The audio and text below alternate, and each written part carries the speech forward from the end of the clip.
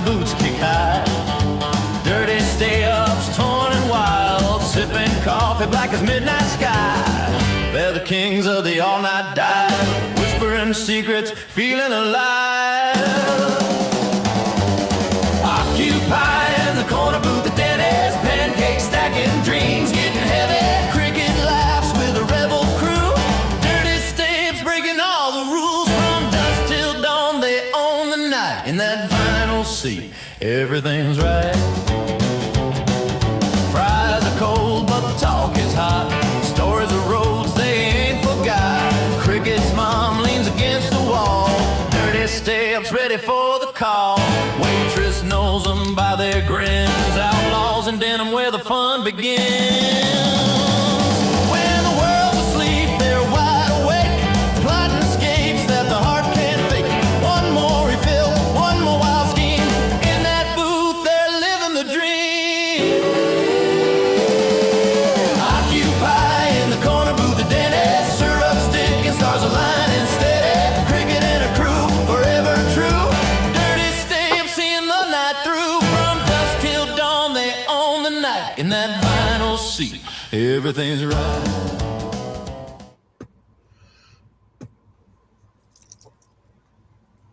Hi, how you doing? What is good? First, my name is Cricket. I'm also known as Chow Yun Smut, and this is the Corner Booth. This is the online equivalent of your favorite late night eatery during bar rush. Jay chilling with the best friends that you may or may not have ever met.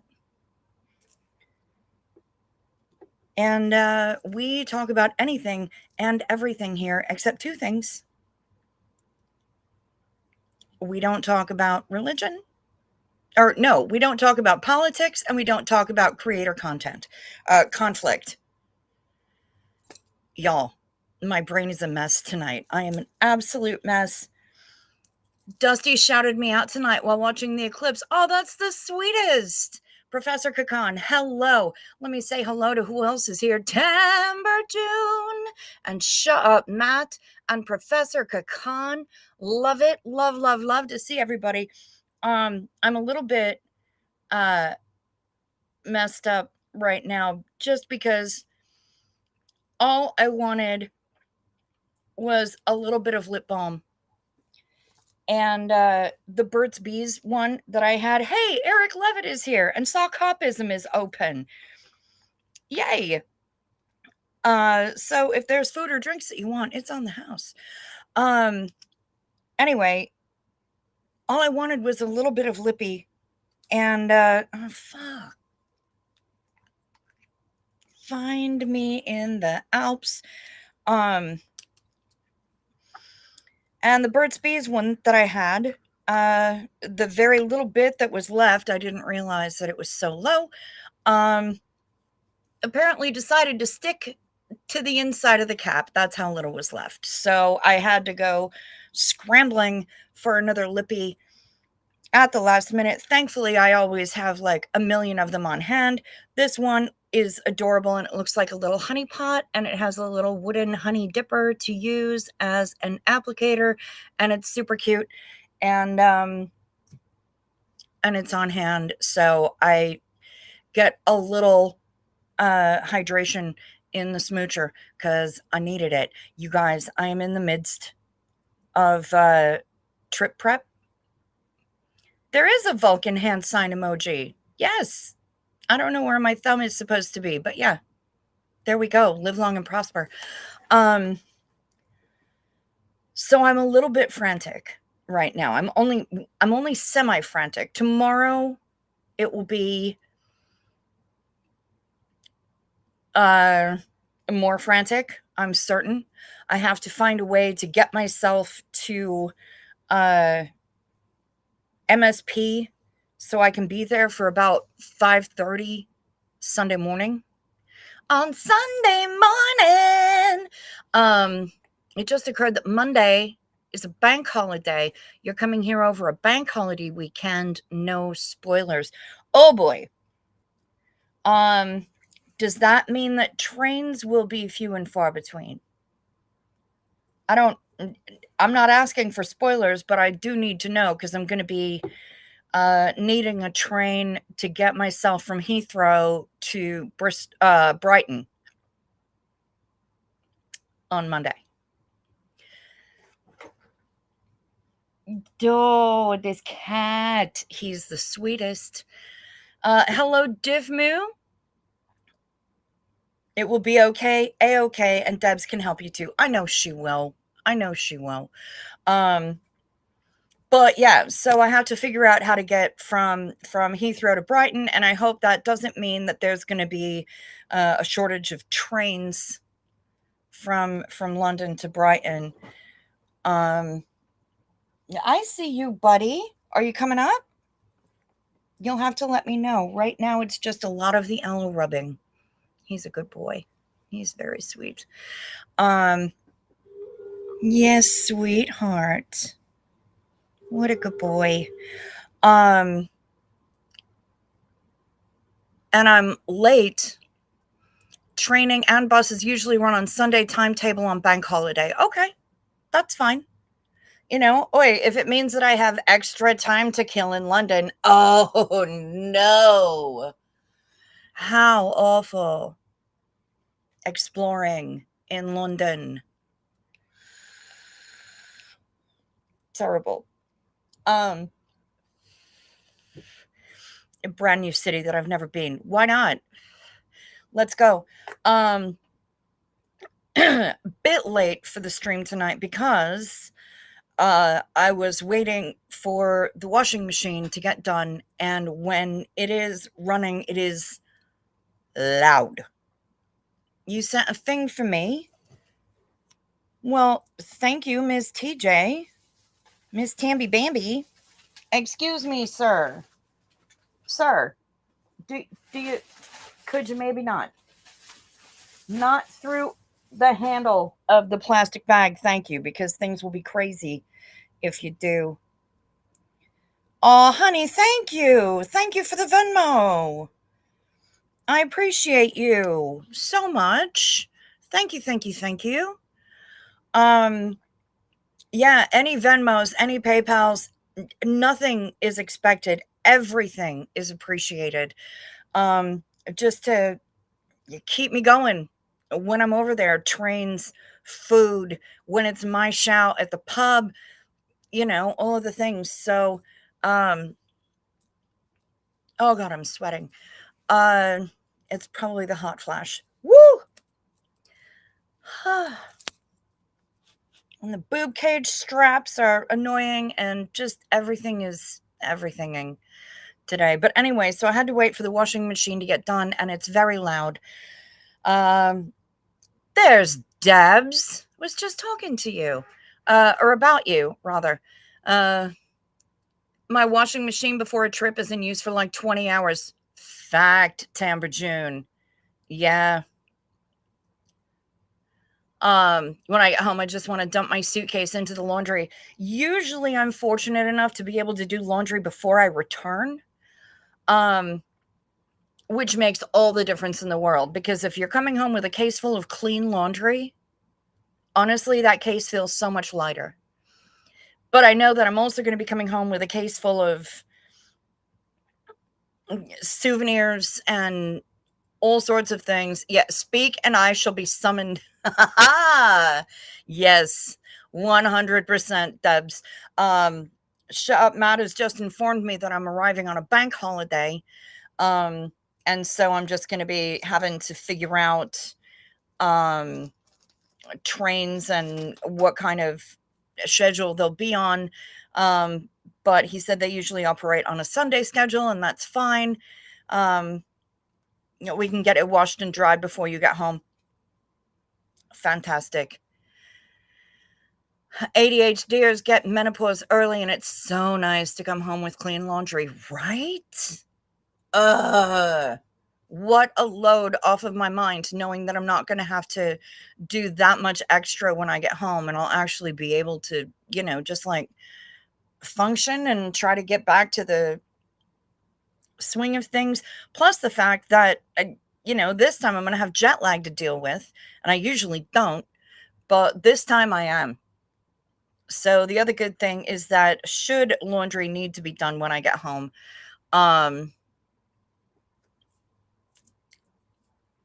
the laundry, I don't have to journey to get to the laundry machine. So just right here in the basement with me. Yeah, and Brighton trains from London are super regular, even on a Sunday. Okay, excellent. Perfect. Washing before you leave and putting on a clean sheet. It's so nice. Listen, because that's what I was doing. Actually, the first load of laundry that went in was bedding. Yep. So I'll have clean sheets from my return. Clean pillowcases, clean everything. Yeah, that was the first load of laundry that is currently in the washer and is going to get popped into the dryer the second that I'm done with this stream. Um, but yeah, so that's really been, I've been busy. I've been busy, you guys. I finally dug up the massive heavy bag of shinies, and I do have a hat blank. So I will be able to, I just need to find a sewing needle. And I know I have like 900 hotel sewing kits in various suitcases and whatnot and such as. So I just need to find one of them so that I can start sewing things onto the hat that I'm embellishing for Vic. Yep, busy bee. That's me. Yeah, I've got this bag is filled. Okay, I don't need a Special Agent Fox Mulder FBI tag, but filled with heavy things that that I'll be embellishing Vic's hat with. It's going to be a lot. So I have to sift through all of this and figure out what I'm going to put on to his hat. Fuck are you? Oh, you're a Dana Scully thing. Any medical devices or medicines, please take in an extra bag if you need them. And if you can get a letter from your doctor or even an email saying you're going through just in case. Honestly, I'm only on 2 meds. And I've just sent in the thing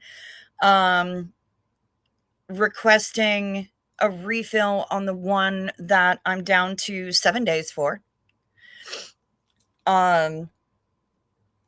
And I believe 7 days is a standard protocol at which you can request a refill. The only other thing is my antidepressant, and that I've got plenty of because that comes in a 90-day supply. The other one that I take to help with my metabolism, they will not fill more than a 30-day supply. They just won't. So, but I've already put that in. I put that in tonight. I've got this massive bag of, it's heavy. I feel like I should weigh it just because, but I haven't. But I have a 5-pound free weight. They're about the same. So, yeah, I've done that. I'm going to get to work on that. I just need to find a sewing needle. Sorry for the crinkly ASMR. I did go and get a haircut. A few of them got cut. It's just that I've been sweaty and, menopausing and hot flashing and everything. So I had to put it up in a clip, and it's going right back up in a clip. But I did get a haircut. That happened yesterday. It feels so much better. So much better. We took between 6 and 8 inches off. And the so much less weight on my head, and it's so much cooler. And when there's a breeze, it's so good. So there's that.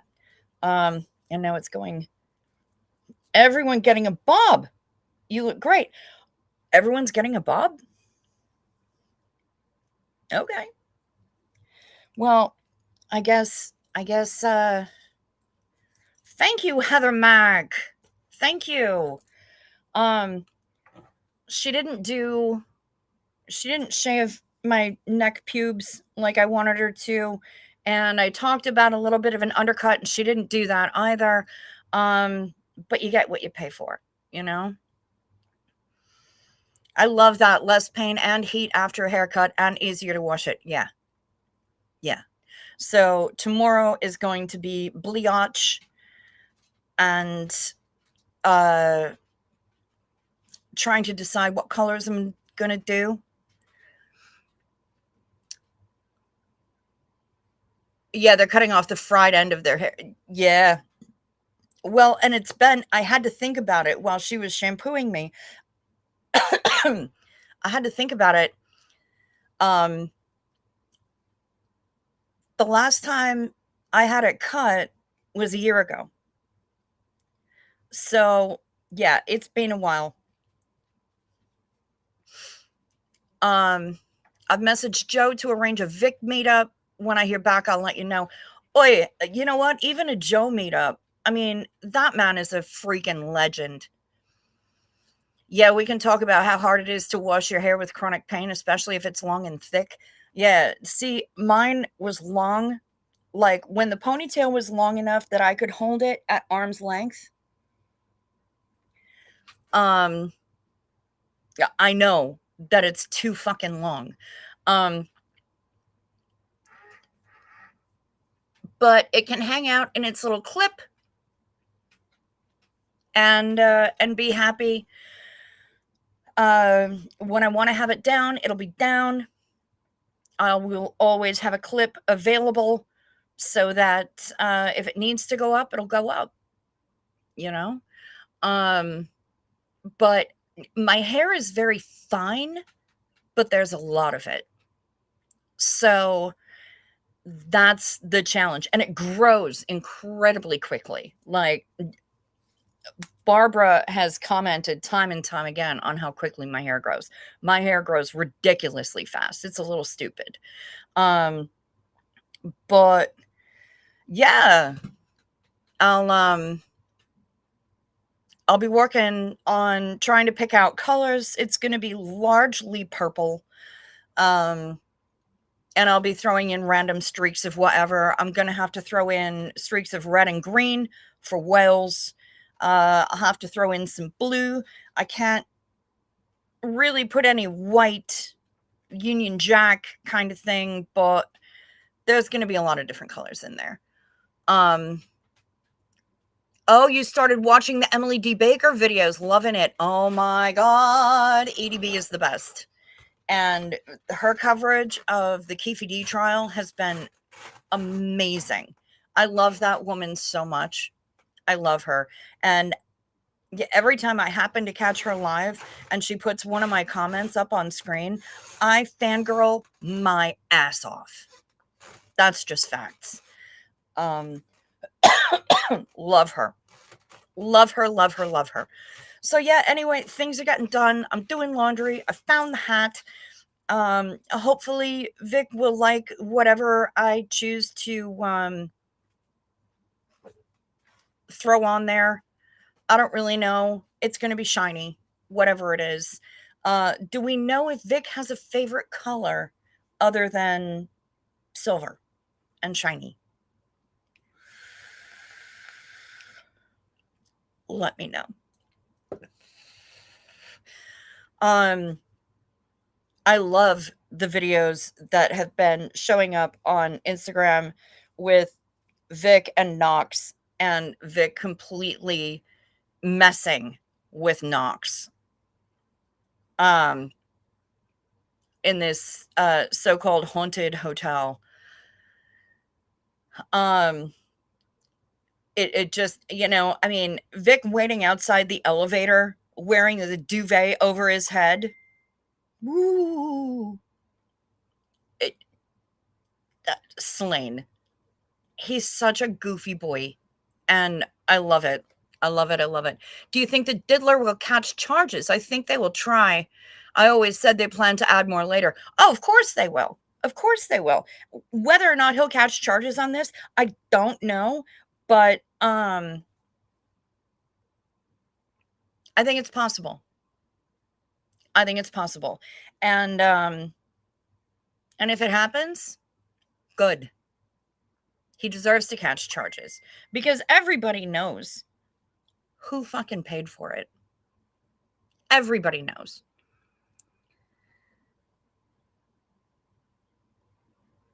I can check with Joe, but I don't trust his answers because he likes to really fuck with his mates. Okay. All right. That's fair. And you know what? If anybody deserves it, it's Vic. Quite frankly. Quite frankly? That's not a word. Frankly. Because, I mean, how much does Vic take the piss out of everyone else? So, you know, a little payback. Vic as a ghost, hilarious, Mighty Boosh vibes. Oh, yeah, for sure. Keefy D sounds like a childish nickname for a friend. Well, there were apparently like 3 or 4 different Keefies in the neighborhood.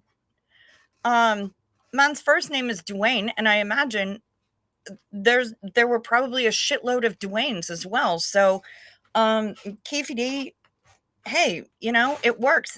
What I love, though, is that the judge, the court, is also referring to the defendant as Keefy D. Not as Mr. Davis, not as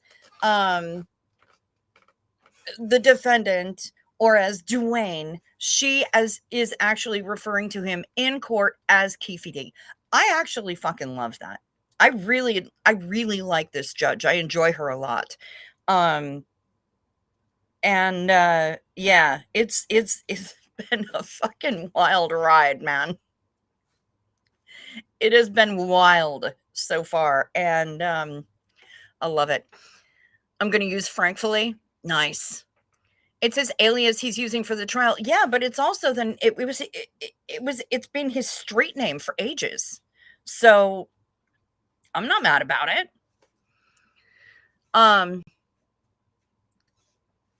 Mine can't plate mine. I asked him to ask mom to teach him since I have to wear a plate most days. Even if he could do a not French or Dutch plate, we can ask them to learn with string and see, perhaps. You asked the hairdresser how much to plait your hair. She wanted to charge you £85? That's madness. That is absolute madness. Fuckery. Yes, jurors get to ask questions. That's also amazing. I love a trial where jurors get to ask questions. I love it, love it, love it, love it, love it. It makes me so happy.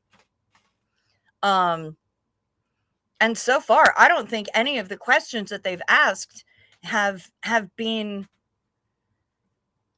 deemed as something that can't be asked. So I love that as well. That makes me really happy.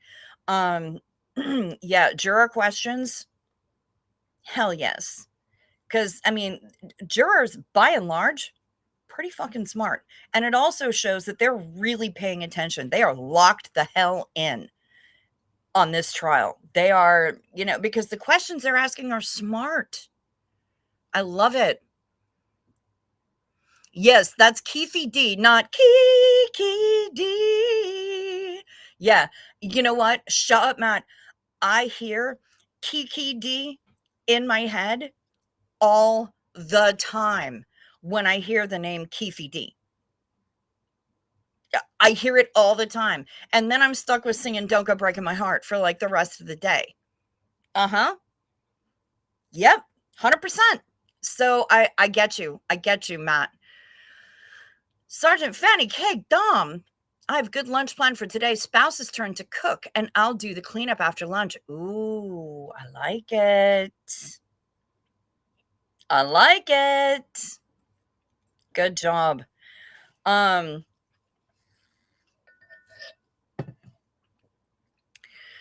yeah, what else am I doing? I'm doing laundry. The jurors are taking this so seriously. Hope everything about the jury is above board. I think everything about the jury is above board. I think that if there were, boy, this is a bit long, isn't it? Well, let's fix that. Where are my scissors? And where are my scissors? Here they are. Yep. Eric Levitt has got food and drinks available at Sockhopism if anybody wants. So if anybody's needing a snack right now, hit him up. And not in the Tupac way. We're not here to defame people. Hit him up.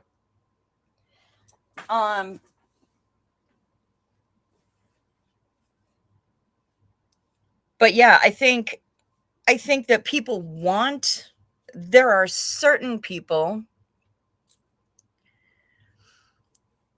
Sockhopism is the virtual restaurant, Debs, that Eric Levitt runs here in the corner booth.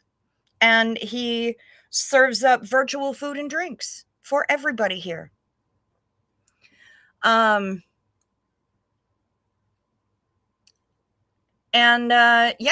he's kind enough to do that, and I appreciate it. I mean, we are in the corner booth after all. So yeah, Eric's just here providing the horse brutality, hospitality.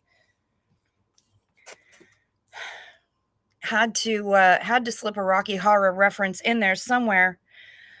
Xenu to Tim Curry.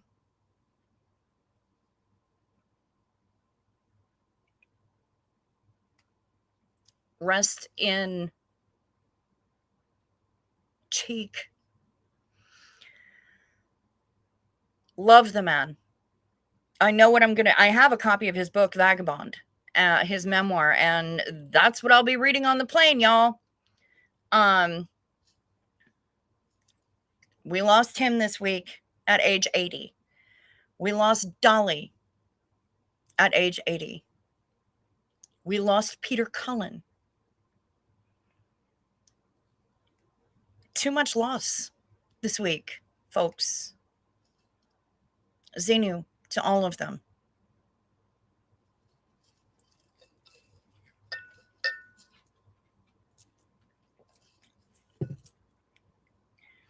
Really hoping that Dolly,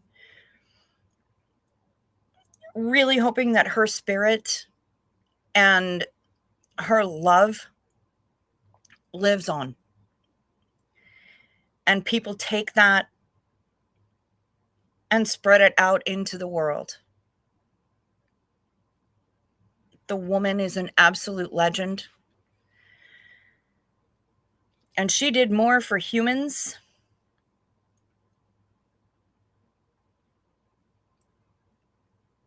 in the United States. And she did more for those humans in the United States under the radar before anyone even knew that she was doing things. It took so much it took so much time before she was actually recognized, because she didn't care about the recognition. She just wanted to do what was right. And bless her senseless for it. Dolly's in the next realm there, having the time of her life. I certainly hope so. I certainly hope so. She was already an angel without the wings. And if somebody doesn't nominate her for sainthood, I'm going to be really pissed. Norway has lost the king and now has to deal with his son. I wonder who else has died this week. There is another person, actually.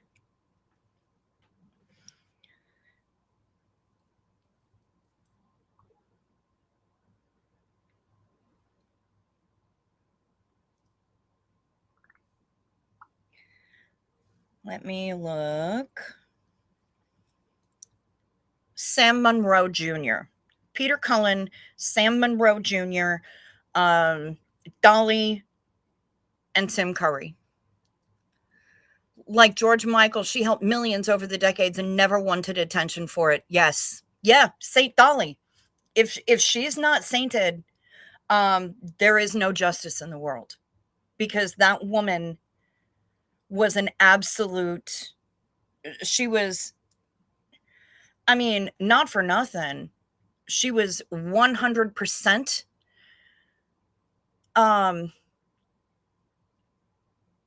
more of a delightful human being and so giving than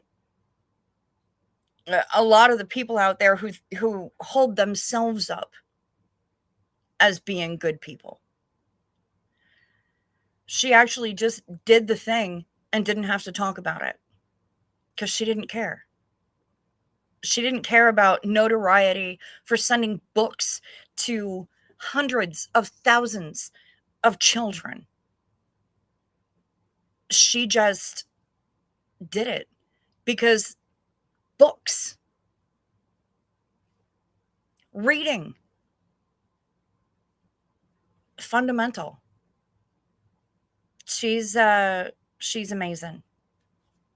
And I hope that she rests well knowing that she's done good work and she made incredible, iconic music. Love her. Love her. George Michael was awesome. Loved his music and her music. Talent round Pluto and back. Yeah. Your dad is home and slowly recovering. I am really glad to hear that. Really glad to hear that. Tamara June, I'm going to try to bake some cookies in a couple of days. Billy started a hospital as well for kids. Did you mean Dolly?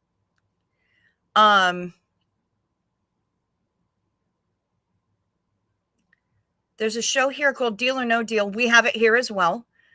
A couple who wanted to win needed it for IVF. They lost. George Michael called the show and donated all they needed anonymously.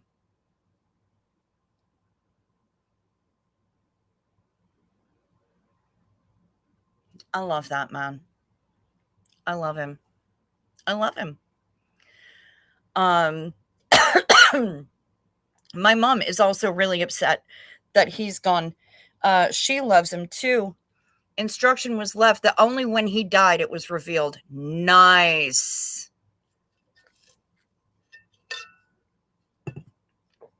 And he was taken well too soon. Far too soon. No, my mom loves George Michael. My mom loves Prince. And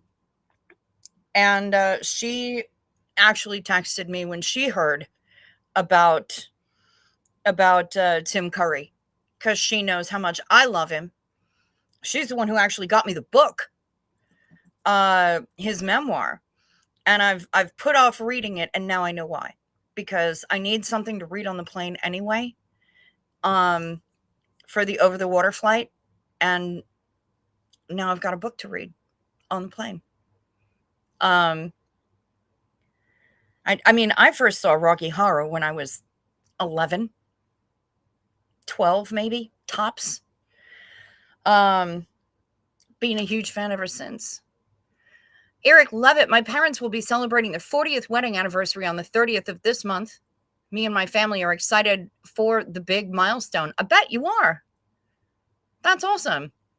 We're trying to figure out your dad's transportation and appointments, etc. His vision is a little better. He wasn't blinded. Good. But still going to take a long time to adjust. Of course it will. Of course it will.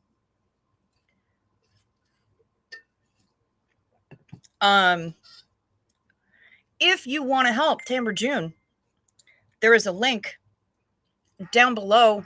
Help support Tamara June and her dad. More specifically, there is a link down below in the description box. There is also a link down below to help Nomi build his magic Nomi bus. And get himself just all over the US, the lower part of the US, because I'm sorry, but fuck Alaska at this point, right? Um the majority of Alaska, not everyone in Alaska, of course. Like, I can't blame all of Canada. But yeah, um he wants to build the Magic Nomi bus and travel around and be a mobile soup kitchen, and also teach people from the massive amount of knowledge and wisdom that he has amassed, and just be a help. So you can help him out there. You can also find a link to my merch there. And I'm going to put a link right here in the chat for just in cases. If you would like to buy a shirt to help with defraying trip costs and everything else. Also, the Venmo and the PayPal are down there, and the Amazon wish list is there as well. Basically, all of the ways to support the channel and all of the ways to get in touch with me, because my email address is down there too. Hi, buddy. There's the bean. Let me. Took to the internet. Deaths of famous people include one war criminal, but everyone else was working in the creative industries. Fuck. Because of course. And that's why this week has been so hard on the creative community.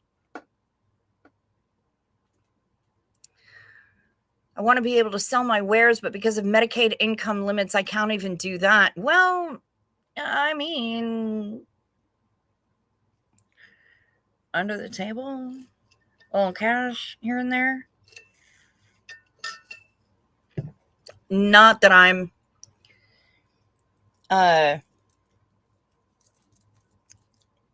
advocating any kind of Medicaid fraud. I am not. Let's not joke about creative war crimes, even if given the opportunity on a plate. Yeah, I mean, let's not talk about The Exorcist 2 or Showgirls. We won't discuss them. Go on, make your jumpies. You can do it. I know you can get up there. He's doing the calculations right now, trying to figure out how to jump up onto that top shelf. Recalculating. Here, I'll move that. Will that help? Recalculating. There you go. Good job. Well done. Exquisitely well done, sir.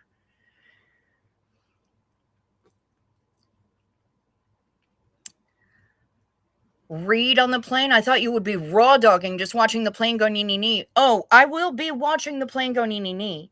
But I will also, I will take my eyes away from the screen every once in a while to read. Because I can't just sit there staring at the screen watching the plane go nee nee nee the whole way.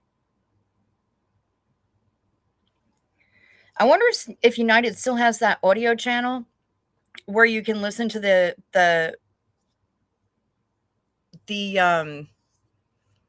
ATC, the communication between the pilot and the ground, and you can hear the handoffs, because they were the only airline that I knew of that used to have that. I haven't flown United in a long freaking time. My friend calls it sacrifice season when multiple celebs pass away. Well, yeah. Between all of these people and Hayden Panettiere, it's been a time this last couple of weeks.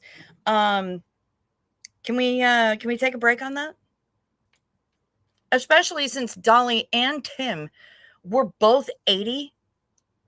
Can we not think of 80-year-olds more deserving of going bye-byes and being put in the forever box? I know I could come up with a couple.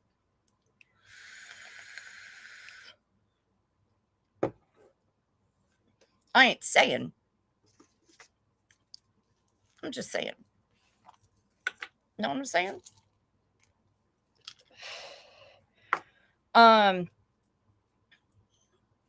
But yeah. No, I will be reading on the plane tomorrow. Later today, whatever, is when I will be watching Plane Go Nee Nee Nee for Cav, because he's going to be heading over so that he gets there in time for All Points East. You're worried about Dick Van Dyke? A lot of people are worried also about Harrison Ford and Steve Martin, among others. Yeah.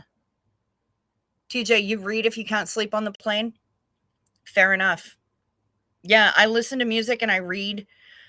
Sometimes I'll watch movies, but it depends on the movie, you know? And I mean, it's a 6-hour over the water flight. Well, no, it's more than that. It's more than that because the over the water flight is going to be out of Houston. I actually haven't looked at the, let's see if I can look and see if it tells me.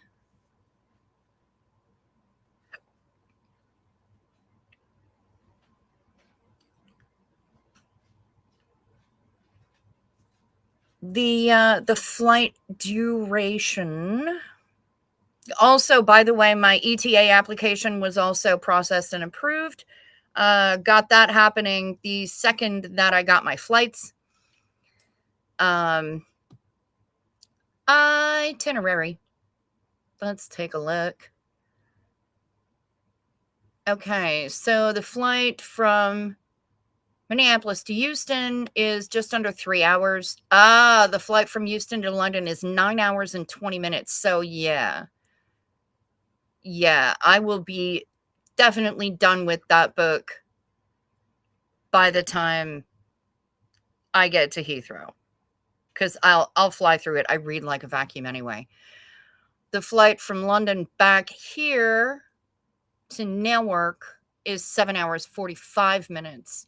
On the outbound, I have a 6-hour layover. On the return, I have like a 4-hour layover.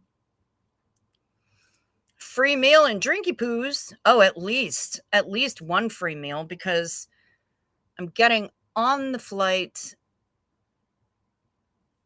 in Houston at 4:25 p.m. and I'll be landing in theory at 7:45 a.m.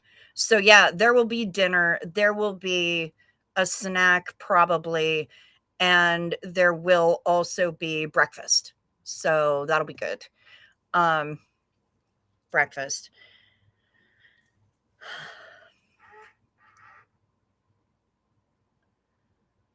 Couple of others like Schrödinger politician, both alive and not until someone opened the box. I know, right? Please. That man has been, he's toasty. Toasty! The lads got dinner and breakfast on their flights. Nice. Nice. So yeah, and I'm certain that there will be some sort of snackies available that I can even just order through the app, honestly, while I'm on the plane. Sergeant Fanny says, I was once again surprised to learn that life expectancy in the USA is under 80. Not sure why it's news to me every time. Yeah, I'm not sure why it's news to you every time either, because all of the food here is so loaded with bullshit. I mean, on the one hand, we're pretty much pre-embalmed. On the other hand, yeah. Puka Vista. Hey, good to see ya. Hi Janet, good to see you. Yeah, dinner and breakfast, plus, yeah, drinky poos. I'm here for it. And who knows? I mean, if you don't ask, the answer is always no. So, of course, I'm going to be asking if there are upgrades available, of course. Because, again, if you don't ask, the answer is always no.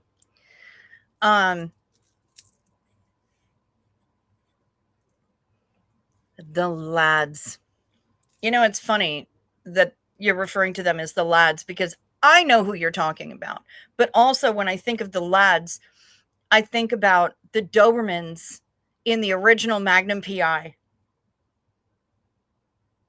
that Higgins always referred to as the lads. That made me happy. But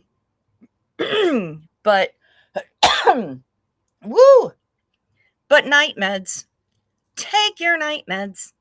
It's a modern pharmacology. Night meds, time for night meds. They can help your physiology. Take them well before you go to sleep. They work while you're busy counting sheep. When you take your night meds, it's a happy, healthy snooze time, a snory snooze time. You'll have a sleepy time. Night meds. Remember to sip first so the things don't stick. And look who the hell is here. BA. What is good, brother? You guys, BA from Get Your Bars Up. Dans la fucking maison. What is good? Thanks for popping in and saying hi. Here to hit the like button. Thank you, thank you.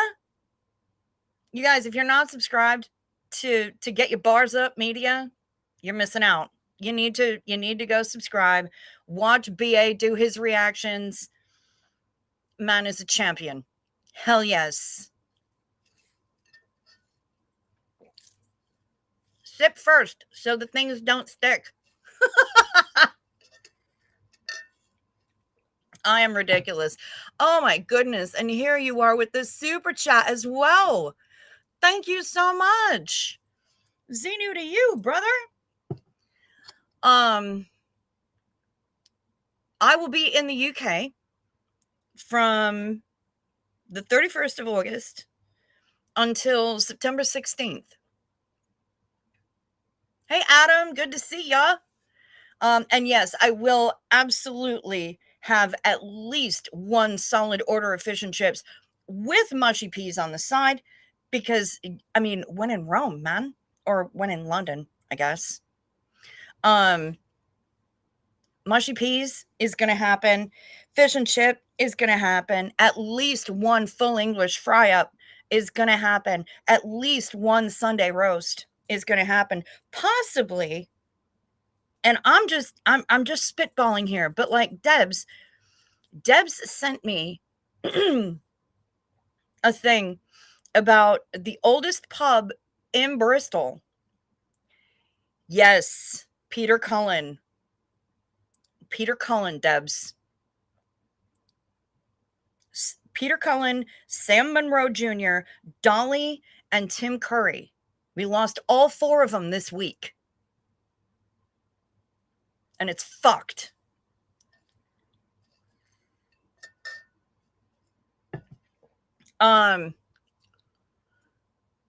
Debs sent me a thing about the the oldest pub in Bristol.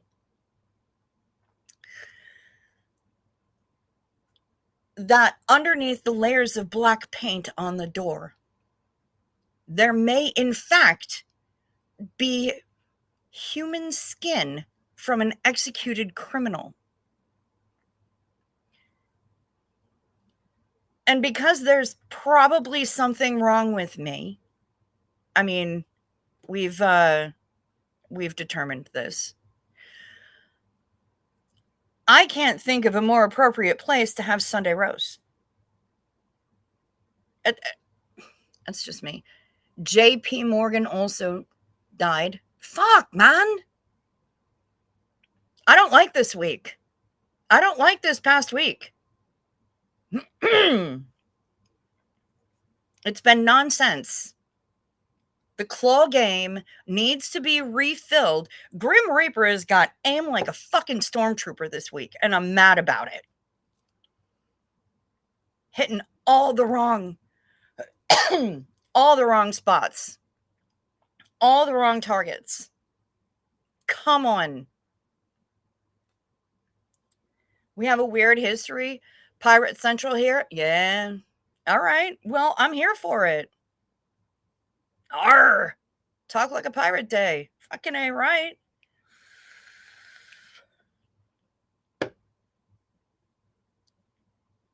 Yep, the lads, Janet. The lads. Tamara June said, my dad number two's first memorial is Saturday. I wanted to go, but my dad needs care. It's also hotter there than here, and I wouldn't have had my own transport either. Yeah, no, you don't need to, no. Ooh, Puka, you're going to do a Frankenfurter embroidery project on true red fabric you just got. Nice. Nice. Oi, Debs, you know what? Ask Joe, but put it to him like this, that I am happy to put some fuckery on this hat just to mess with Vic and present it with a completely earnest face. But ask him to give you both. Ask him like, okay, here's my piss take choices, and here are the real things that I know. Like, do both. I'm glad that I don't have to deal with their worldly problems anymore while putting on a brave face for everyone else. Listen, Tim's stroke years ago,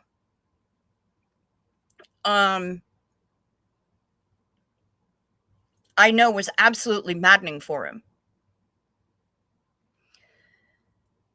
Absolutely maddening for him, because the brilliant mind that he has was hampered a bit by his difficulties with communicating. So, I mean, bless him. I'm glad that he's not having to deal with those struggles anymore. So, whatever kind of adventure he's having in the universe right now, I hope it's delightful. Pirates and smugglers, it's a shame you're too far from the infamous Jamaica Inn. Oh, Debs is saying she's not that far. Yeah, I mean, I can rock with some infamy. For show. Love it. Oh, we're gonna have such a good time. We're gonna have... Now I'm just gonna make faces and weird like noises because I'm running out of words because I'm so freaking excited. And when I have a spare moment, I'm like basically spinning in circles, just trying to wrap my brain around the fact that it is happening. It is on. Like Donkey Kong? Perhaps. But it's happening. And I'm fucking beside myself. Absolutely beside myself. It got... Yes, we know that Frankenfurter went home, finally. He's going home. Yep. But wait, he left us behind with the important message that I try to keep embodying. And I think that this trip is evidence. Don't dream it. Be it. I and the rest of the boothies kind of spoke this shit into existence. And everything just kind of fell into place. I'm stunned that it's happening, but I'm ready. I have already said that I've reframed the phrase that my niece had on a t-shirt before she had her heart transplant, and it said, everything hurts and I'm dying. And I have reframed that in my head because I used to say it all the time. Everything hurts and I'm living. Try and stop me. I'm not letting the pain stop me. I'm not letting any of the other physical challenges stop me. Let's fucking go.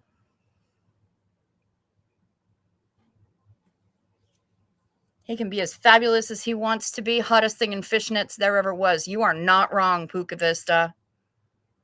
And that was a transformational moment in my tiny little childhood brain, seeing that for the first time, because I thought it was fantastic. First Frankenfurter I saw on stage was Anthony Head, who we also lost. Yeah, that was a rough one. That was a rough one because he was incredible as well. Hey, Tito the Frito Bandito. I love that name. That YouTube handle makes me so happy. Good to see you, sweetheart. It's crazy town out there. The King of Norway just passed. Yes. Sergeant Fanny just told us about that and said now that they have to deal with his son. And I'm not sure really what that means because I haven't done my research. But it's very possible that the son is not quite as lovely as the king who's just passed.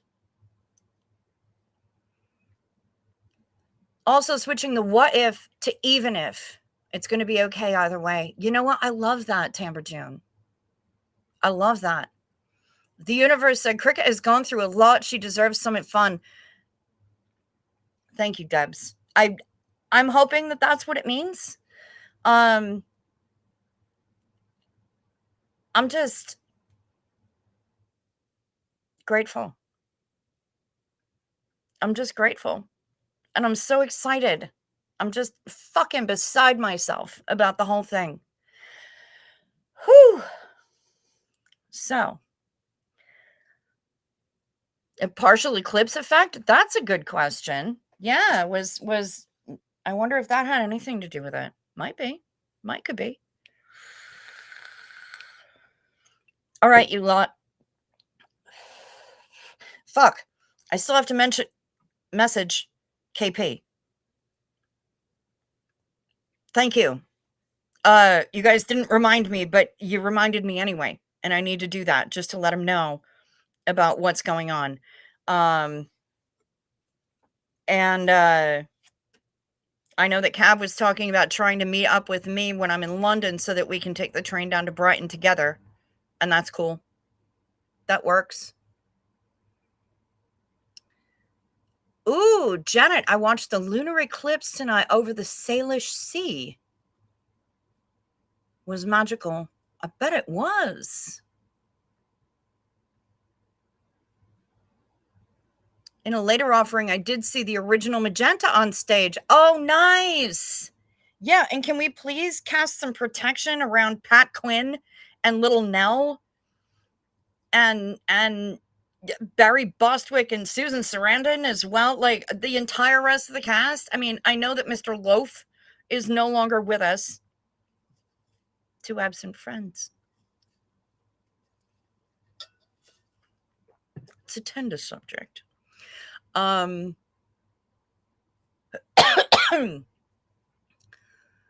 Dusty is excited for you. Christ. And I sent off the song Caskets to Bestie because on my birthday, which is also Dusty's birthday, I guess once again proving that we are the same person living in Hacienda Gardens and being Osa, we have the same birthday. And when I get back, I chose my return date based largely on Deb's recommendation but also because I need to be back in time for my birthday, because on my birthday, that's when Bestie has chosen to have the celebration of life for her mom and her brother. And part of her brother's ashes are going to be shot from a cannon that he built many years ago. The rest of them will, much like her father's ashes, uh, be stored in a bong.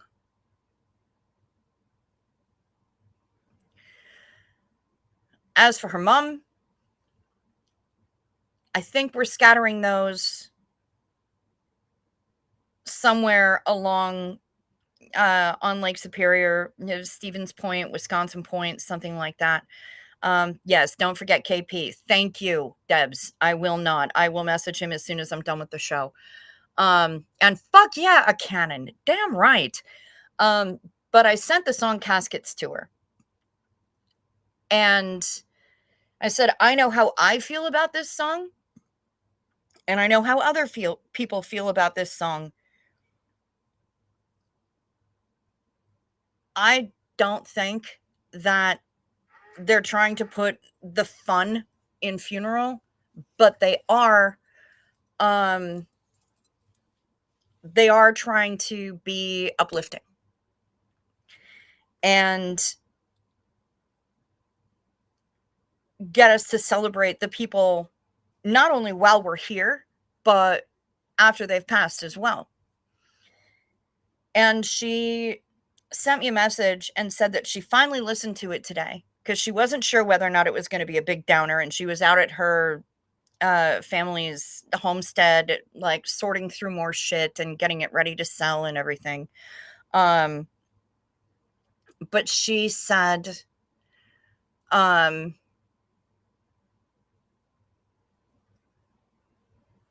she didn't find it sad at all. She found it really uplifting, and she is actually formally requesting that it be played during the celebration of life. And said that when she's out at the homestead this weekend, that she's probably going to be listening to it a number of times because she loves the message of it so much. So I love that. That makes me really happy because that's pretty much how I feel about it. You know, I find it to be a really uplifting song. I love it a lot. So, I love that she made the request to say, "Hey, you know what? I want this played during the little gatheration that we're going to have." Shut up, Matt says just before lockdown, we took the boys ages 15, 17, and 18 at the time to Rocky Live in Leeds.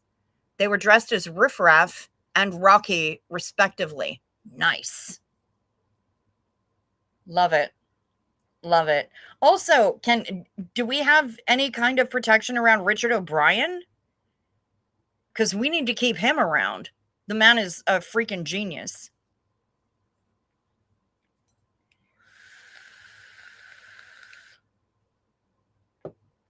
The I don't care became fixated on the movie afterwards for weeks afterwards. Yeah, it's a great movie. Also, Charlie, Crazy Auntie Cindy's son, he is affected by the passing of Tim Curry, and he said that we should definitely do a memorial watching of Rocky Horror. But then I mentioned Clue, and he's not seen Clue yet. So that may be what we watch. Who knows? Maybe we'll watch both of them. I don't fucking know. But either way, I'm here for it. I'm here for it. I'm always up for that kind of a good time. But yeah, Debs, she officially has requested that it be played at the gatheration when I get back, for her mom and my brother. And because she's going to be listening to it a lot, she's going to know it back to front.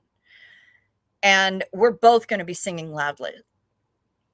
It's gonna turn into a fucking sing-along, and she's got so many musicians in her family that they'll be able to twig to the chorus immediately and may well sing along with us. I mean, this is not going to be any kind of a somber gathering by any means.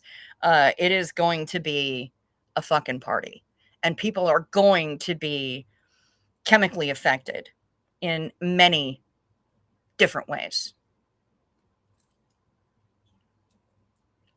As a virgin, I had no idea about toast and rice. Oh, yeah, and newspapers and squirt guns and toilet paper and, yeah, just all the there's a lot of props. There's a lot of props.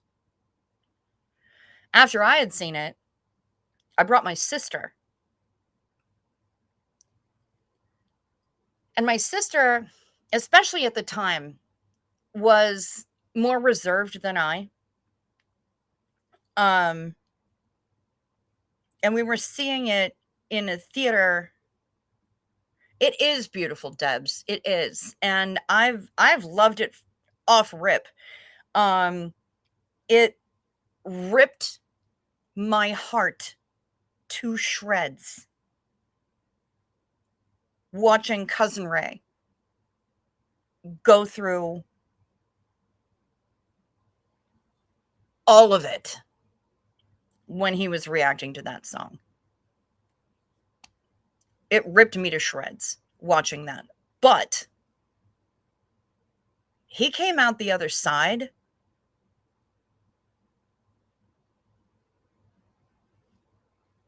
in such a beautiful way.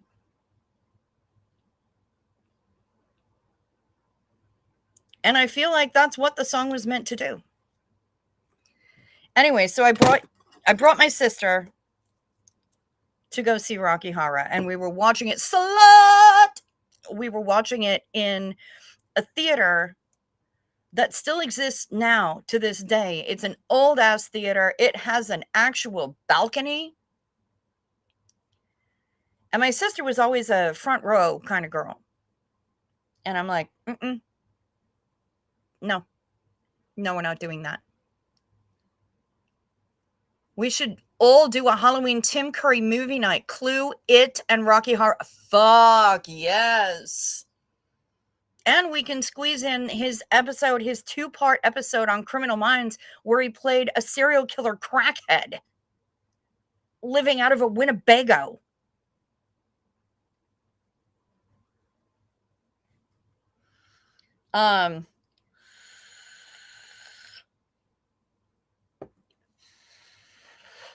You need to see that movie, damn it.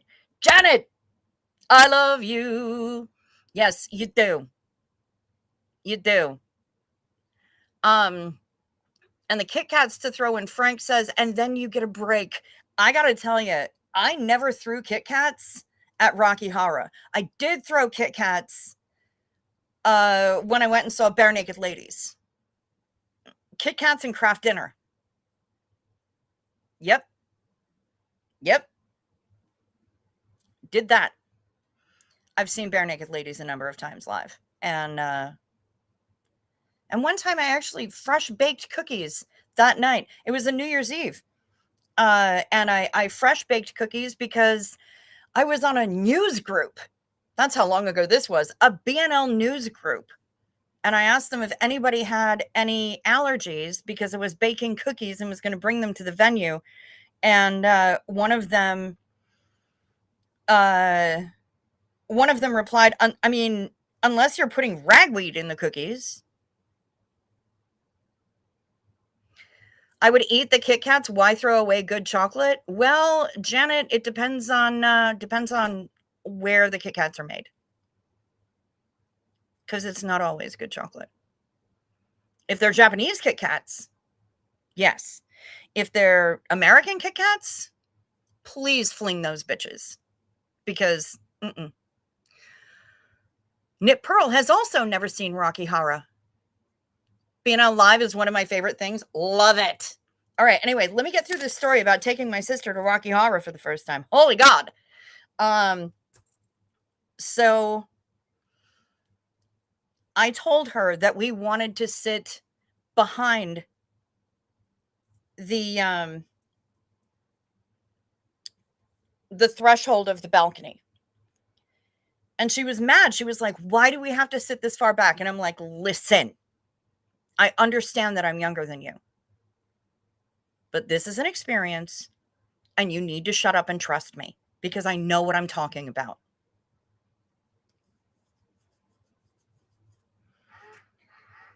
And so she grumbled. Tim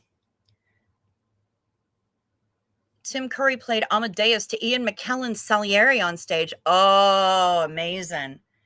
Tim Curry is the Grand Wizard in Worst Witch. Yes, Tim Curry in Legend. Tim Curry in everything. Tim Curry in Pass the Ammunition. So good.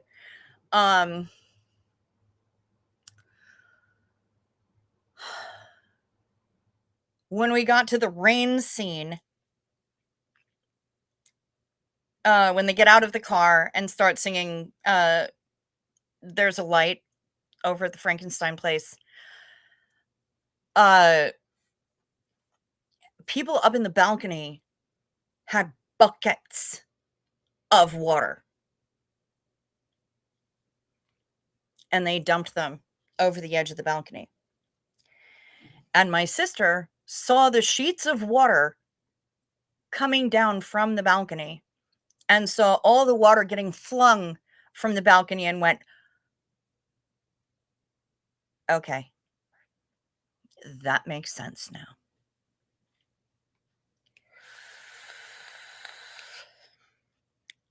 Shut up, Matt. Then why did you even mention it? We don't talk about that shit. Like we don't talk about Bruno, we don't talk about that.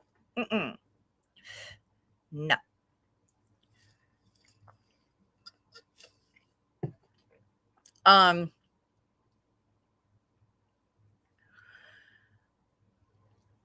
If I could bring back only one celebrity from the dead, who would it be?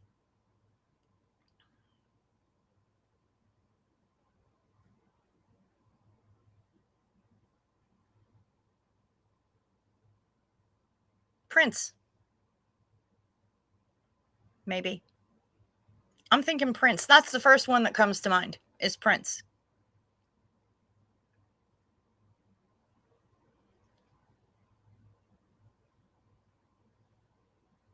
Yeah. Right now. I mean, if I had to really delve, I'd have to really think on it. But right now I'm saying Prince. But then I got up and moved into the aisle because the time warp was starting. And she's like, oh my God, what are you doing? Sit down. I'm like, no, I won't. And if you know what you're doing, stand up.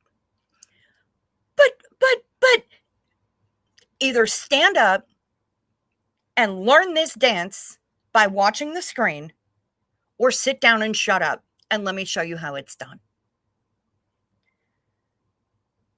And then she saw a bunch of other people standing up and she's like, what is even happening? She was complaining about me doing the callback lines and was pissed because I can't hear the movie. I'm like, you don't really want to hear the movie because the movie's shite. It's all about the experience. Enjoy the experience. This isn't a movie that you put on just, when you're sitting at home. It's about the experience. Janet says David Bowie. That's a good one. Yep, Bowie's a good one. You want Ziggy Stardust to live forever? Honey, Ziggy Stardust is absolutely living forever. As long as we keep him in our hearts. Ziggy played guitar. We love Ziggy Stardust. And we love David Bowie. And my sister actually got to see him play on the Glass Spider tour. And I believe that she got backstage. And her friend Dana, that she went with, accidentally stepped on Mr. Bowie's foot.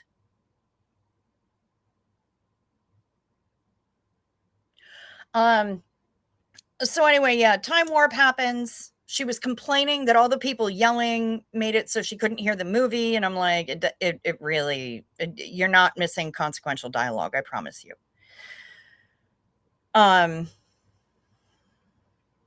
Interesting we chose musical artists. Well, because music is life. If I had to choose a non-musical artist, if I had to choose like an actor, I would say probably Alan Rickman.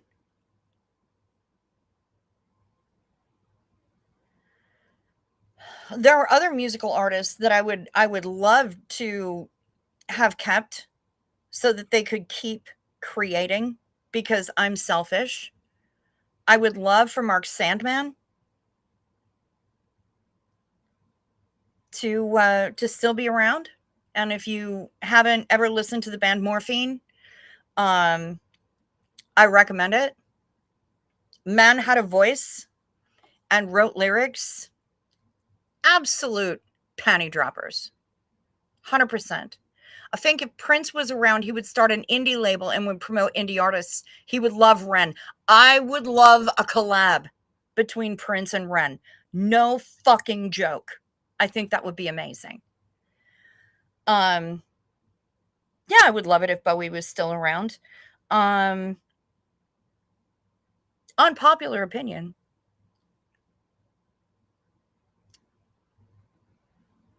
I don't give a shit about the Beatles. Gord Downey of the Tragically Hip. Yeah, Bernard Sumner of Joy Division. And now I can't remember his name. Brother, the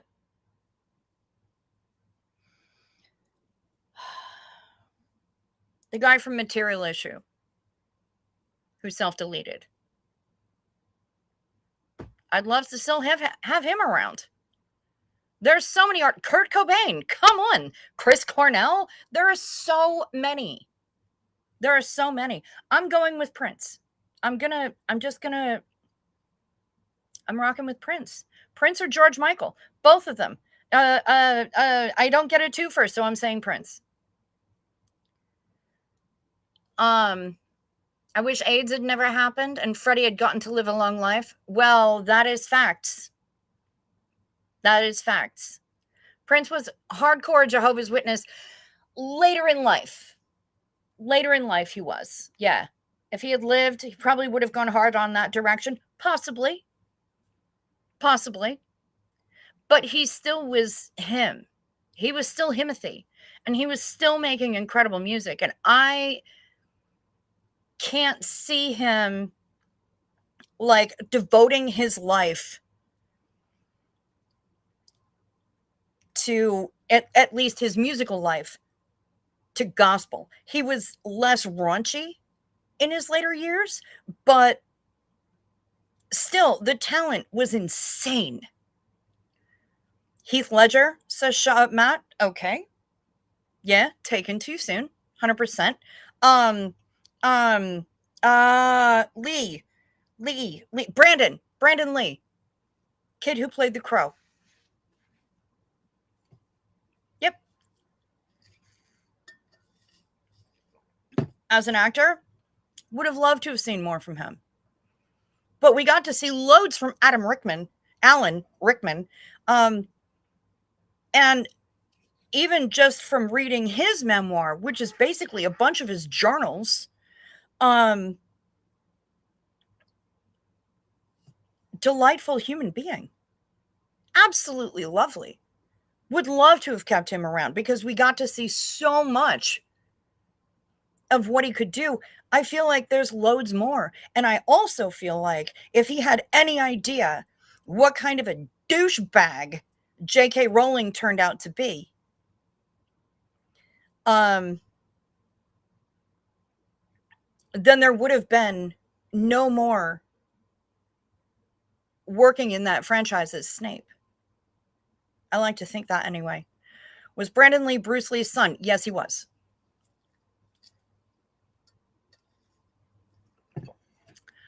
Yeah, just imagine what Heath Ledger would have done had he lived the life he should have. Or River Phoenix. Oh my God. River Phoenix. His brother Joaquin has done amazing things. But Riv, I mean, honestly, I'm not surprised, right? Because River Phoenix grew up in the Children of God cult. And Children of God was a rough fucking cult, especially to be a kid in. I'm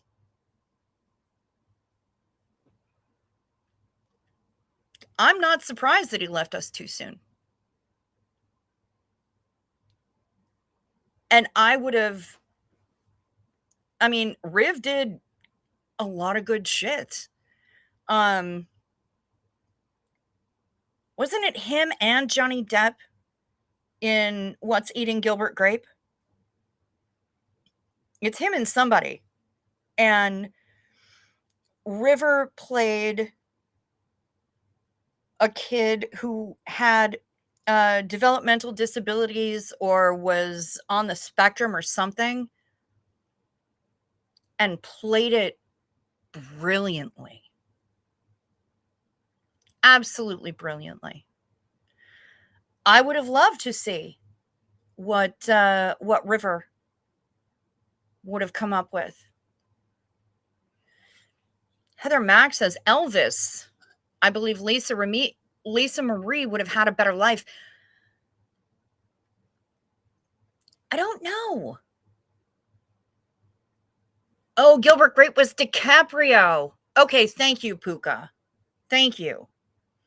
And thank you, Adam Carmona. Thank you guys for checking me on that.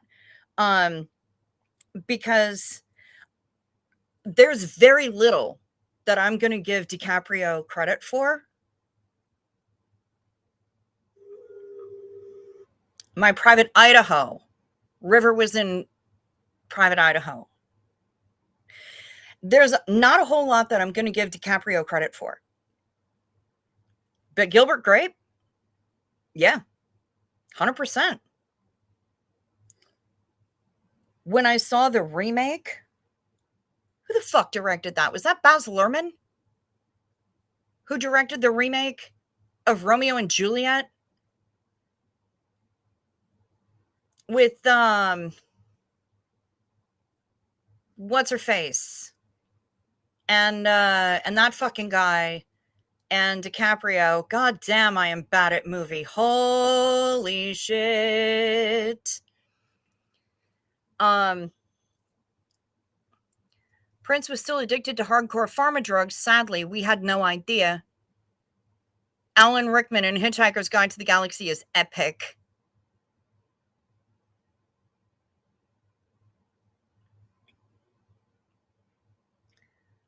Yes.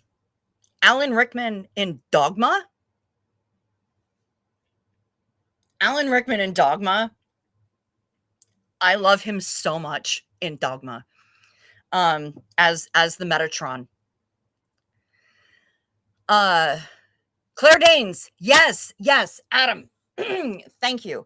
Yes, it was Baz. Okay, so the Baz Luhrmann remake of Romeo and Juliet with Claire Danes and Leonardo DiCaprio. Here's the thing.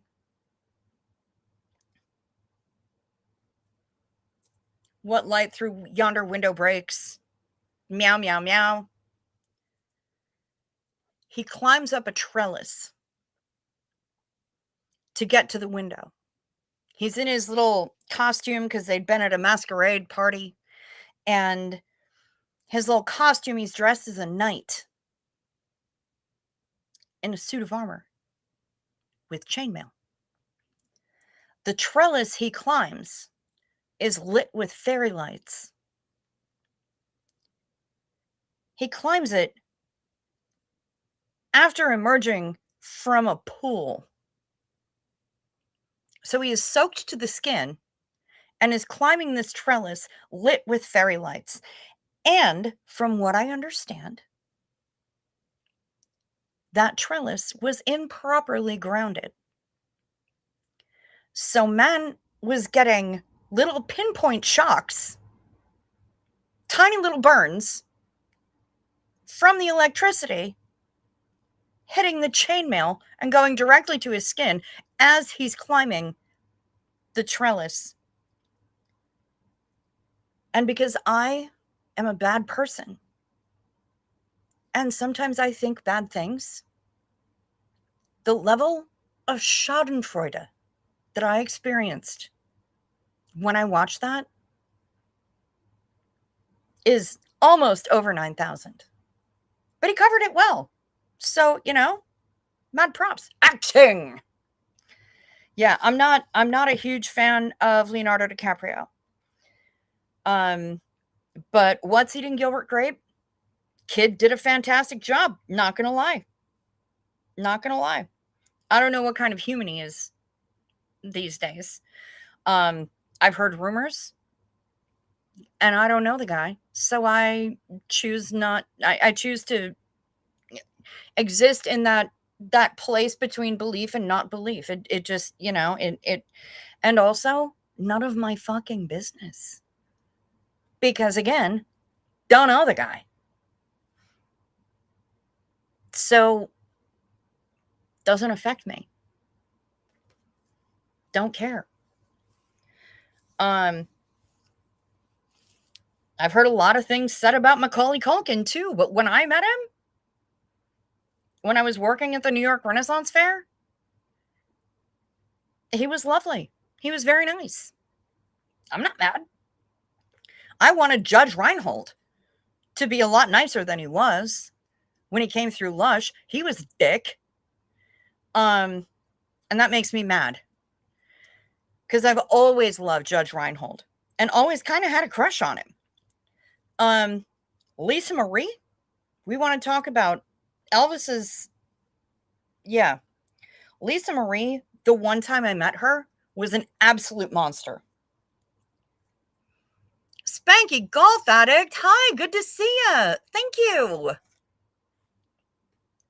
Vile Yacht Culture, him and Toby Maguire. Oh, well, I'm sorry to hear that. You mean the model babies are after Leo's heart? I have no idea what that even means. No idea.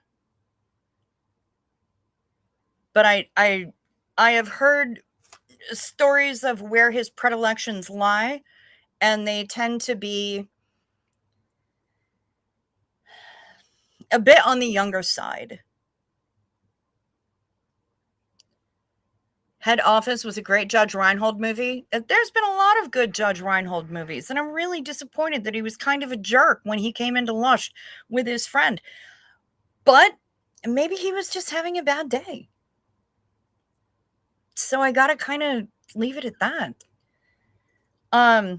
Lisa Marie was an absolute beast when she came in, and I'm not ashamed to say it. I will say it because it's the truth. She was unpleasant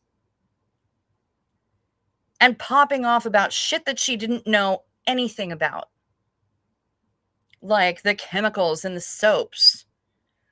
Well, you're using propylene glycol in your soaps, and that's poison. That's antifreeze. And I had to be like, that's, actually, antifreeze is diethylene glycol. Different chemical entirely. They both have glycol in the name. What I didn't say was, like, your last name is Presley and your dad's last name is Presley, but you are not the king.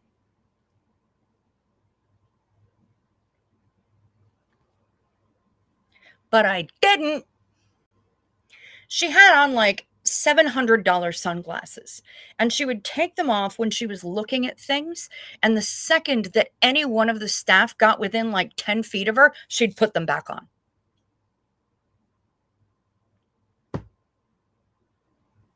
She walked throughout the shop. She yelled at us about ingredients in everything and saying that we were assholes and hypocrites. Basically verbally abused the entire staff and then fucked off. I don't, yeah, that's a Sciento thing. They're not allowed to have scented products. Yeah, but you know what? Propylene glycol isn't a fragrance. So why are you coming at me about something that isn't even a fragrance? I understand the whole Sciento thing because LRH was a pissy little bitch about fragrances. I get that.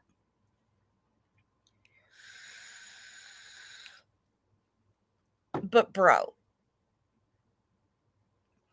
don't come at me about shit that you don't know about. I wouldn't have come at her about Scientology at the time because I didn't know shit about fuck when it came to Scientology when I was living there. I just knew that it was bad. I didn't have anywhere near the amount of information about it that I have now. So I wasn't going to go there. Why are you going to come into a shop and start talking shit about things that you don't know? So, my only experience with her is that she came into a shop, treated retail employees like shit, and used her $700 sunglasses as a shield. We all knew who she was. Like, come on. Nikki Sixx was fucking hilarious. I've told that story more than once.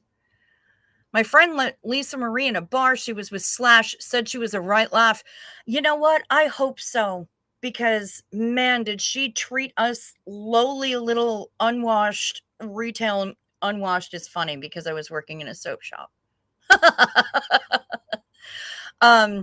She treated us like shit. And we were all polite as fuck. We didn't earn that. She just apparently, again, may have been having a bad day and needed somebody to take it out on. And those of us in the outside world were referred to in Scientology by a name that I will not use on this channel because it is a slur.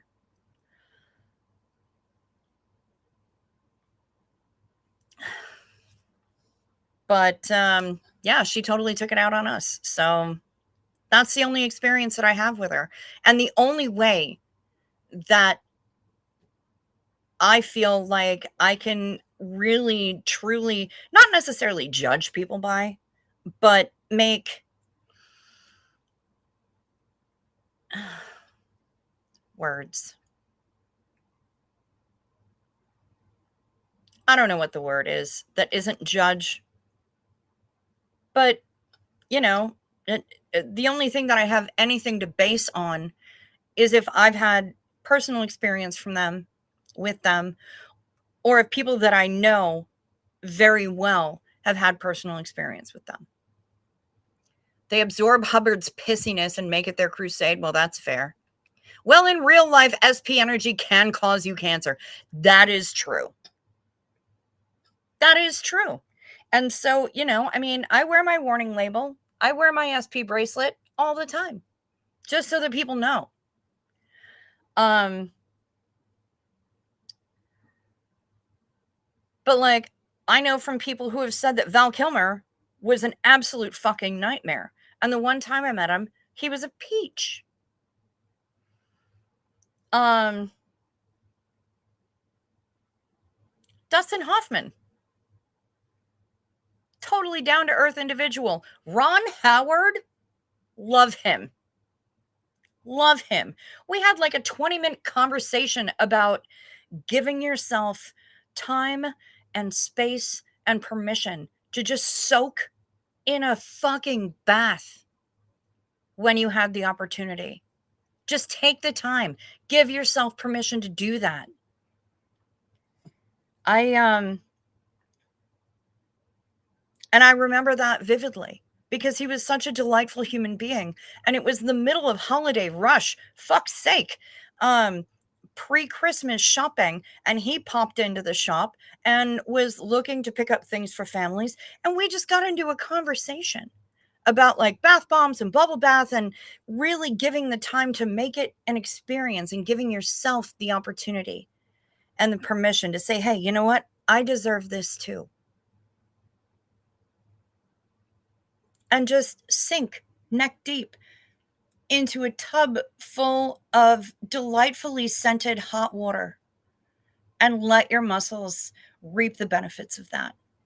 And yeah, there's going to be extra cleanup afterwards, a bit of extra rinsing. Okay. But allow yourself that luxury. And there's a certain power in giving yourself permission to experience that. And I get that. He was lovely. He was absolutely lovely. There's a lot of court drama around Lisa's kids and their grandmother. Right, Priscilla? Because she stole Lisa's inheritance. It's nuts. There's fuckery around all of it. And I'm actually really glad that I'm not following it closer, because I would probably be spinning in circles. But I feel like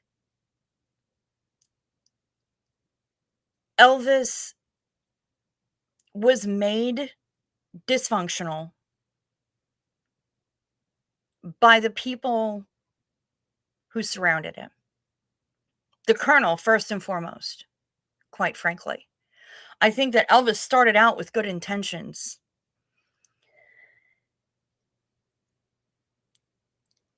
And was making music and was just doing what he wanted to do and doing what he loved. But shit got out of control. And then the substance use got out of control. And from there, it's all bets off. I mean, there's really just nothing else that you can do. Once the substance use takes hold in the way that it took hold of that man,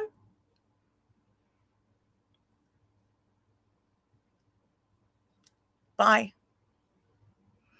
Lisa Marie's daughter was John Travolta's egg donor. That's fascinating.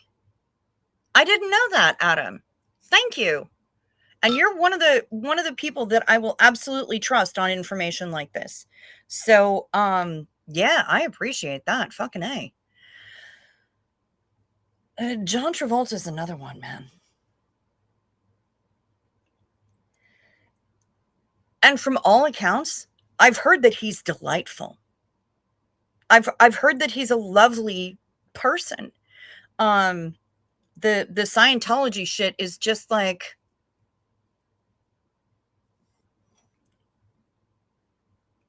it's a sidecar. I wish that John felt comfortable living his fullest life, living his truth, and just being the human that he's meant to be. And I wish that he wasn't restrained in the way that he is because of the fucking cult that timing from the universe meant that he got his first breaking role like 5 seconds after he got involved with Scientology. I really wish that. So a story that Elvis wanted to record I Will Always Love You, but abandoned it when Dolly wanted to be paid for her work. Well, I mean, fucking A. Why should she not be paid for her work? Was that Elvis, though? Or was it the Colonel? Grandpa met Elvis in Hawaii when they were stationed over there. He said he was a really nice guy to chat with. From all accounts, I've heard that he was lovely. And then he went down the drug rabbit hole. Travolta is bad news. Rumors of not very ethical peccadillos. Oh.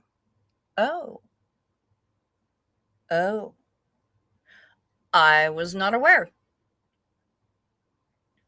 I may need to revise my opinion. Who put those rumors out?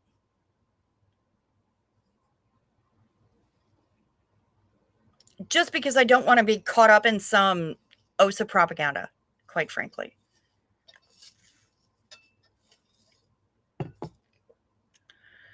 Because they would, right? Eric Levitt says, my mom saw Elvis in Vegas in the 70s and he locked eyes on her and gave her his sweaty handkerchief as a memento and brought another fan on stage instead of my mom. Well, but she had that handkerchief forever. Holly Weird should be called Creative Cult Chaos instead. Yeah, Elvis got fucked over big time. Look how the labels moved. Keep the artist complacent, quiet, and they rake it in. Well, the labels rake it in. And as long as you keep the artist quiet and complacent with whatever it takes to keep them quiet and complacent, then they will be your dancing monkey. Case in point, Britney. Can we talk about Britney for a second? Because Britney has been losing her goddamn mind. Britters has been all fucking out here in these streets. Unhinged. I don't want to think that the conservatorship was a good idea. Because I know what kind of manipulation her family used and treated her like shit.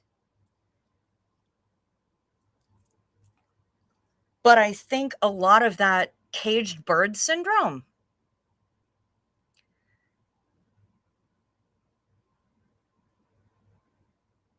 has a lot to do with what she's doing now, because she is splashing the fuck out. She is wildin'. And she's been lost for decades. Yeah, I know. But no, she's still around. She is still around, Sergeant Fanny, but I don't know for how long.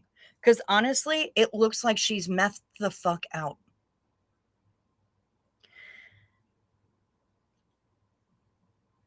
She was so poorly used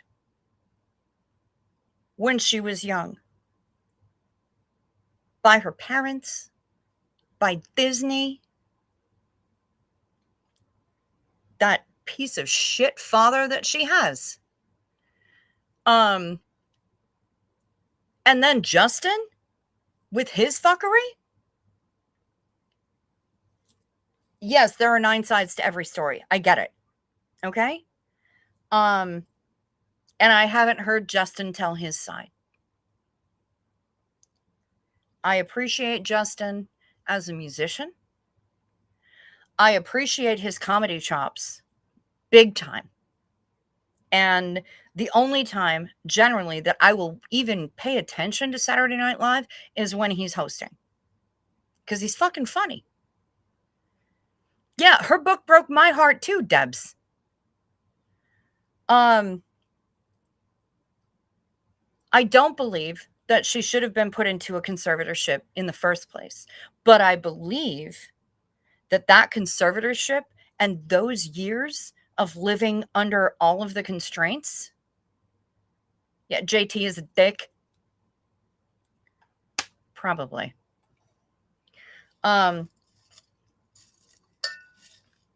I believe that all the years that she lived under those constraints created, and I don't even know if this is a thing. Did I just cage a new term? I don't know. Will it be in the DSM-6? No, it won't. But caged bird syndrome. She was living under so many constraints that when she was finally able to free herself, she went off. And she's going to do what she fucking do. He's a dick in a box. The level of lithium and stuff she was on is brain disabling. Yes. Yes. And they just told her, dance. Dance, little monkey. Dance. And honestly, she should dance. She can't sing worth a nickel-plated fuck. That's all studio. But she can dance her ass off. And she should have kept doing that. But they kept telling her, dance, dance, little monkey. Be our little puppet. Make us the money. Do your residency in Vegas. We don't care that you're unhappy. We don't care that you want to take fucking vitamin supplements. No, that's not approved. Nasty. So I think that what's happening with her now, because yeah, she's been on some fuck shit for a long time, but recently it's been a lot worse, HMAC. And it ain't nice. So I want her to get the help that she so desperately needs. And quite frankly, I would like, the only reason that I would want to befriend Brittany is to give her an accepting ear of somebody who tells her,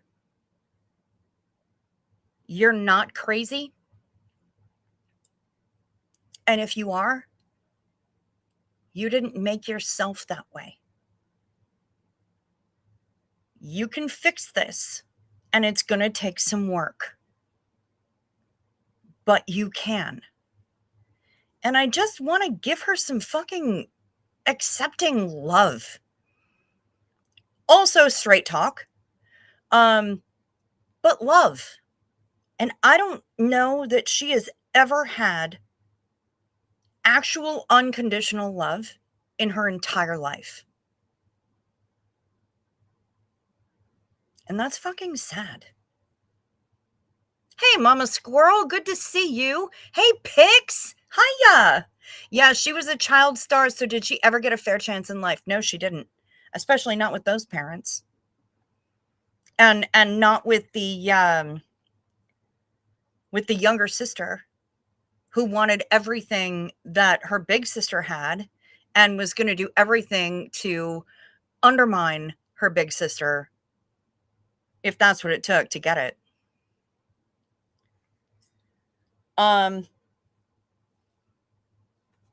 Yeah, I mean, the whole time, because I listened to her book on Audible while I was walking.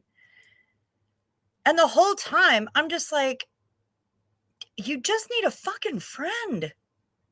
A friend who's going to be straight with you. A friend who doesn't have anything to do with this Hollywood bullshit. A friend who's not Paris Hilton.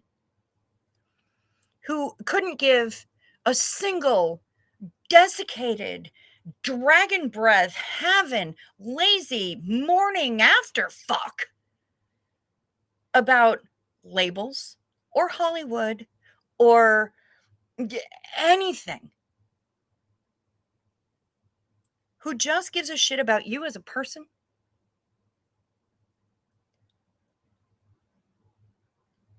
And is going to give you the straight talk about it. And just say, hey, honey, what's going on? How you doing? Can I give you a hug? Do I have permission to do that? She needs a neurospicy coven. You are not fucking telling any single lie, Debs. Yeah, no, she fucking breaks my heart. She breaks my heart. And again, I don't give a shit that she can't really sing. She can dance her ass off. And she can, as long as the engineers work their magic. She's made some fantastic videos. One of my favorite songs to sing at karaoke is fucking Womanizer.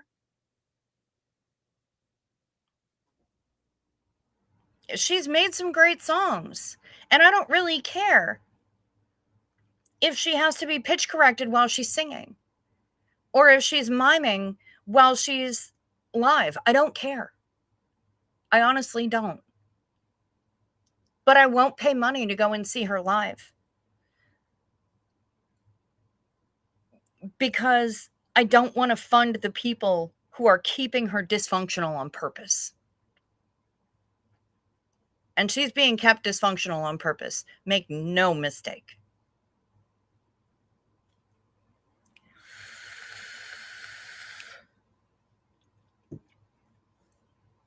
So, anyway, wow, Brittany, that was a little bit of a side quest that I wasn't expecting. Surprisingly, Paris Hilton has done work and advocacy for child stars who have been taken advantage of. Yes, and Paris is also a victim of and an advocate against the troubled teen industry. And that much I know as well. And if you want to talk to Jen Marie about that, she shows up in here on the regular, who is also a victim of the troubled teen industry and speaks out against it. So I would actually want to get more of Jen's take on it because I've not been a victim of that, but she has, and so has Paris. And I know that Paris has spoken out about that as well. Yep. Yep. Yep. Yep. Yep. Christina Aguilera, another one, child star, pitted against Britney like it was some kind of fucking rivalry. And then people went after Christina because the woman had a whole ass glam squad, makeup artists, hair, everything else. She chose to go a little bit more outlandish with it because she was having fun and doing what she felt like doing. And people trashed her for it. And I'm like, fuck you. Are you 19 years old with a whole ass squad of people doing your bidding? And you say, hey, let's try this. And you do it. And it looks good. And people are like, oh my God. But like, that's so not what is on trend right now. And they were douche rockets about it. So yeah, it pisses me off. Who better to advocate than a former child star? Fact. Fact, Deb. Oh, shut up, Matt. Just occurred. Amy Winehouse. Voice taken too soon. Yep. Yep. Absolutely. Her voice was taken too soon. That's facts. But Amy Winehouse has been dysfunctional off rip. And she knew it. I mean, you listen to Rehab and you go, this is a woman who has a fantastic talent and won't be here very long.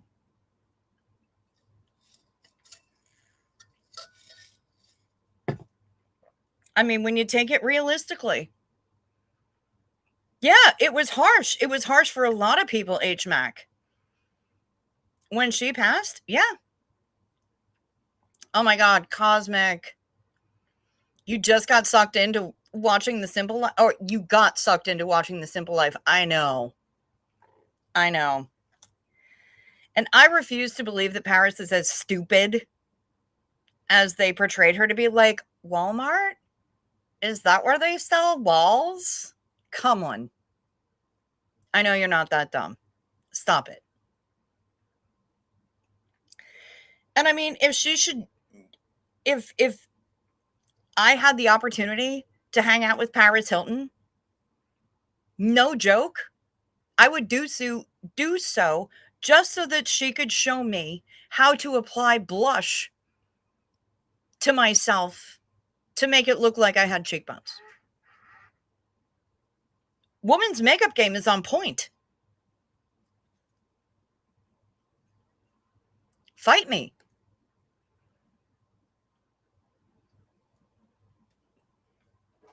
And you know what else?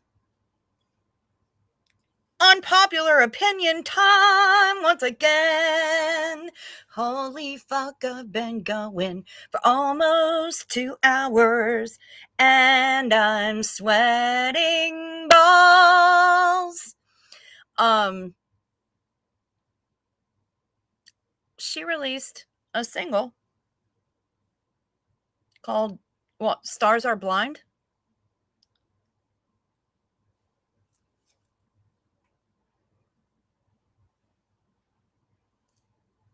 I actually really like it. Fight me.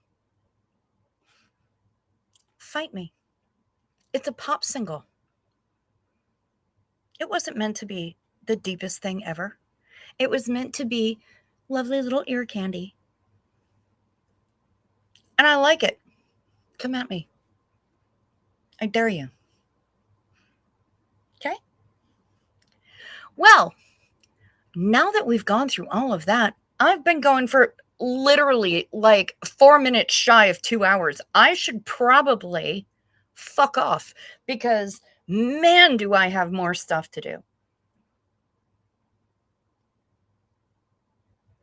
Because I'm leaving on Sunday. Late Saturday night. I don't know. I got to figure out, I got to research shuttles and whatever. Because I have to be at the airport at Minneapolis at like 5:30 in the morning on Sunday. So I can board a plane, fly to Houston, fuck about in Houston for 6 hours. I have a 6-hour layover.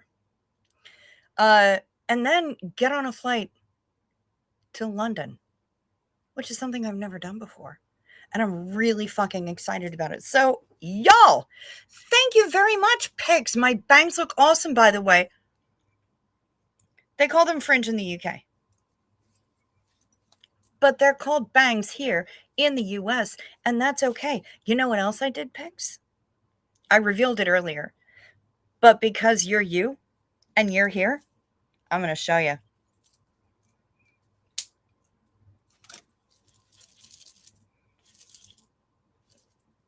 I got it cut.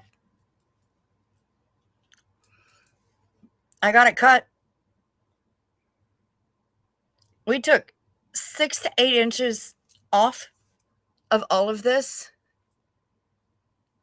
Oh, I know. It's going to be a blast. I am determined that it's going to be a blast. Because even if things do go wrong, we'll figure it out. It's going to be amazing. And I'm so fucking excited. I'm just still kind of living in the world where like, holy shit, it's fucking happening kind of thing. So yeah, but anyway, we took 6 to 8 inches off of this shit and it feels so much better. Crazy Auntie Cindy has been away at camp for work all week. Charlie's been here. Her husband has been here. I have been out and about in the house speaking with both of them. Neither one of them said anything. First thing that Cindy said to me was, holy shit, you got your hair cut. Looks good. I bet it feels great. Uh-huh. Boys. You love it. Thank you. So now, within the next 24 hours, the bleach will happen. And then I'll figure out color. And how many and which colors I want to use. But yeah, it's here and I love it. And I am so happy to have all of that weight off of my head. So good. So good. I love it. So yeah.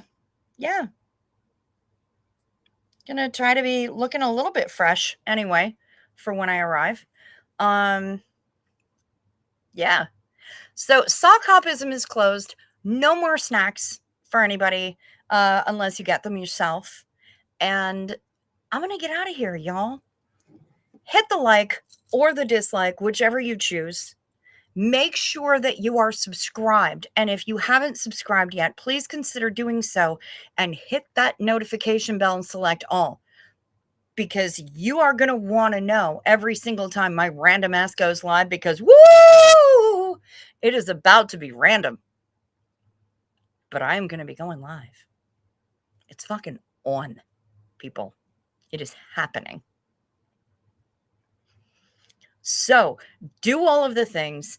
If you're rocking the replay crew, or if you're lurking, please leave a comment down below. If the availability is there to hype the video, please do that.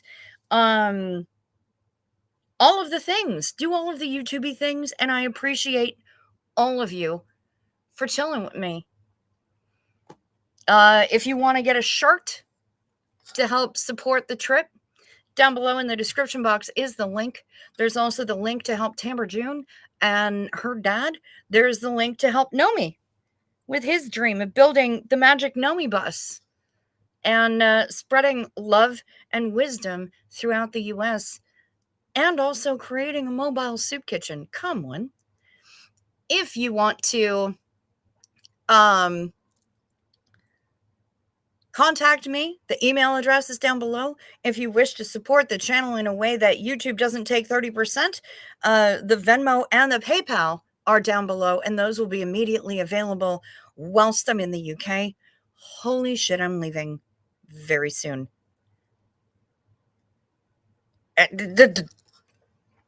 All right, I'm out of here. I love you. I will do my very best to be back tomorrow. Hopefully a bit earlier than today, but definitely same bug channel, if not same bug time.